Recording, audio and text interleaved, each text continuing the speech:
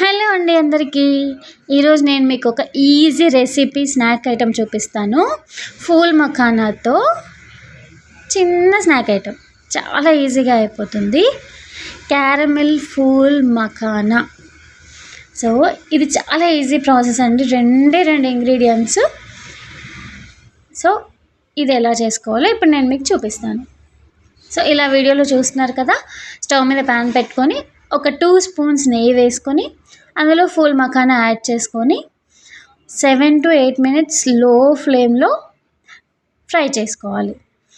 ఇలా ఫ్రై అయిపోయిన తర్వాత మనం దాన్ని చేత్తో టచ్ చేస్తే, ఇట్లా ప్రెస్ చేస్తే వెంటనే విరిగిపోవాలన్నమాట.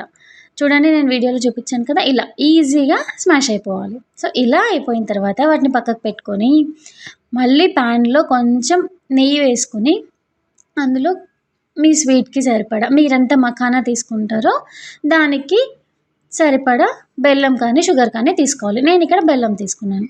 సో ఈ బెల్లం మొత్తం కరిగేదాకా ఇలా బాయిల్ చేసుకోవాలి. ఒకవేళ బెల్లం కరగదు అనుకుంటే లైట్గా వాటర్ డ్రాప్స్ యాడ్ చేసుకోండి. సో ఇలా బెల్లం మొత్తం కరిగిన తర్వాత ఒకసారి బాయిల్కి వచ్చిన తర్వాత ఫూల్ మఖానాని ఈ బెల్లం సిరప్లో యాడ్ చేసుకోవాలి. చూసారు కదా, ఇలా బాయిల్ అవుతుంది కదా బెల్లం సిరప్. ఆ టైంలో మఖానా యాడ్ చేసుకొని బెల్లం సిరప్ అంతా ఆ మఖానాకి పట్టేంత